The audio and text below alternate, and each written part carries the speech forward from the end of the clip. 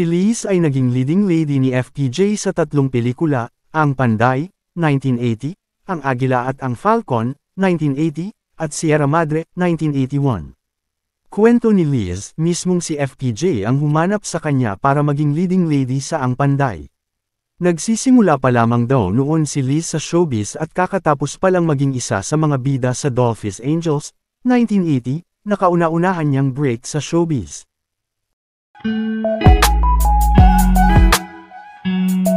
Kung bago ka pa lang sa ating channel, at mahilig ka sa mga ganitong klaseng content, ay iniimbitahan ko kayong mag-subscribe, at pindutin mo na rin ang bell icon, para lagi kang updated, pag nag-upload ako ng mga bago kong video.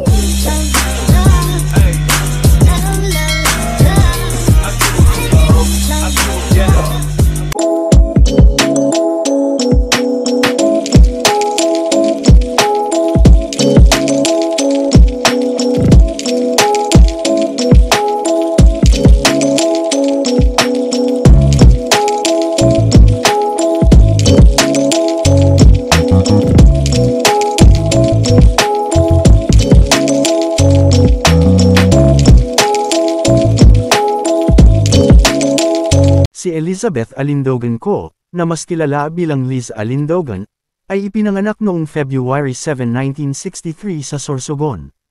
Si Alindogan ay isang modelo ng madiskubre ng komedyanteng si Dolphy sa isang fashion show sa Manila Hotel. Ang una niyang pelikula ay ang Dolphins Angels noong 1980 kasama sina Carmy Martin, Ana Marie Gutierrez, Yalen Catrell at Dolphy. Nakagawa rin siya ng mga sexy na pelikula noong mid-80s tulad ng Hirtash City kasama si Maria Isabel Lopez, Escort Girls kasama si Jacqueline Jose, Unang Karanasan kasama si George Estrigan, Company of Women with Mark Hale, Mga Nakaw na Sandali with Ronaldo Valdez, at The Diary of Vietnam Rose.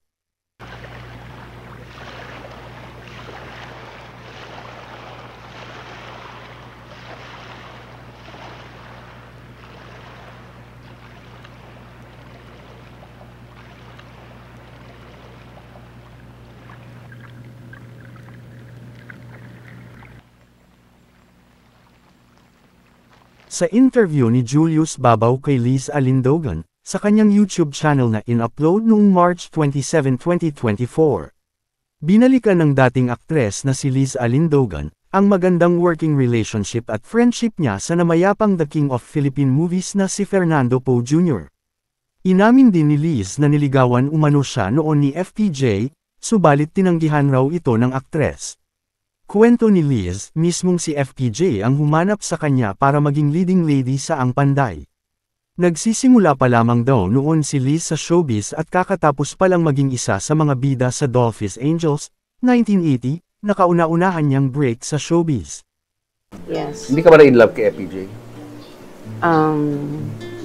Hindi ako na in love. In a different way ang pag-in love ko sa kanya.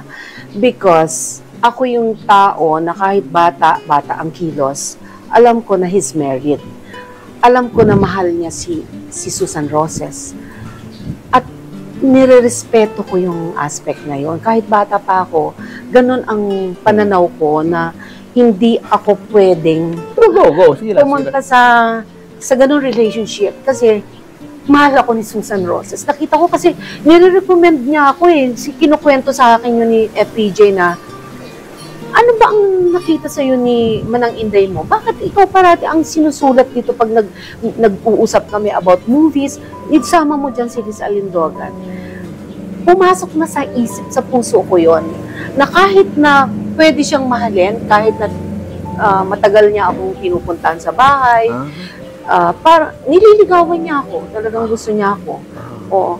Pero kaya ko talagang i-control ang sarili ko na hindi ako pwedeng makasakit ng tao na lalo na nagki-care sa akin. At si Susan Roses, hindi ko kayang ganun. Paano mo sinabi sa kanya yun? Na hindi talaga pwede? Sinabi ko. Ano reaction niya? May asawa ka, si Manang Inday. Paano yun? Sabi ko, ayokong mag-cross dun sa line na yun. Madami namang artista or magugustuhan ako na tapos niyakap niya ako, tapos hanggang sinabi niya, from now on, you are from now on, you are someone that I used to love. Inamin din ni Liz na niligawan umano siya noon ni FPJ, subalit tinanggihan raw ito ng aktres. Kwento ni Liz, mismong si FPJ ang humanap sa kanya para maging leading lady sa Ang Panday. Nagsisimula pa lamang daw noon si Liz sa showbiz at kakatapos palang maging isa sa mga bida sa Dolphis Angels, 1980, na kauna-unahan niyang break sa showbiz. Pinuntahan daw siya ni FPJ sa Mandaluyong para sabihang gagawin siyang leading lady ng action star. Nakikitira noon sa kanyang kapatid si Liz, na isang probansa nang galing Sorsogon. Sa pag-alala ni Liz tungkol sa sinabi sa kanya ni The King. Ikaw ang napili ko na maging leading lady ko sa Panday. Sabi pa raw ni FPJ noon sa budding actress. Bagay sa iyo yung role na iyon. Ikaw ang napili ko. Pagpapatuloy ni Liz, tumayong manager niya noon si FPJ bagamat hindi opisyal. Tiniyak daw noon ng action star na malaki ang makukuhang talent fee ni Liz sa mga pelikulang ginagawa niya. Sabi rin ni Liz, ang talent fee niya bago makatrabaho si FPJ ay nasa 50,000 pesos lamang kada pelikula. Nung naging leading lady siya sa Ang Panday, ang talent fee ni Liz ay naging 200,000 pesos. Si Liz ay 17 years old noon. Sa pakikipagtrabaho kay FPJ, nasaksihan daw ni Liz kung bakit mataas ang tingin kay The King. Si FPJ daw ay very concerned sa mga maliit na tao. Paulit-ulit pa daw binabasa ni The King ang script, hindi pwede sa kanyang magkamali ng maraming beses. Very, ini-scrutinize maigi kung anong mapupulot ditong aral, o anong makukuha nitong result. May moral lesson always, may moral lesson ang ginagawa niyang pelikula. Kaya pala siya natawag na King of Philippine Movies. Ayon pa sa dating aktres, si The King ay generous, at matulungin. Ibinida rin ni Liz na bukod kay FPJ, marami pa siyang nakatambal na action stars, tulad ni Rudy Fernandez, Lito Lapid, Bong Revilla, Ace Vergel, Bembo Rocco, Dante Verona, at Jess Lapid Jr., na naging ama ng dalawa niyang anak. Ang pagsasama nila ni Jess ay nauwi sa hiwalayan. Siya raw mismo ang umalis. Kalaunan ay nakapang-asawa siya ng isang businessman, si Benny Co, at nagkaroon sila ng 4 na anak. Ay sarap pala ng umibig, parang ikaw ay nasa langit, ang laging laman ng iyong isip, ay ang iyong tapat na inibig. Maraming salamat sa muling panunood, hanggang sa dulo ng aking video. At huwag kalilimutang mag-subscribe, at pindutin mo na din ang notification bell, para lagi kang updated pag nag-upload ako ng mga bago kong video. Thank you for watching.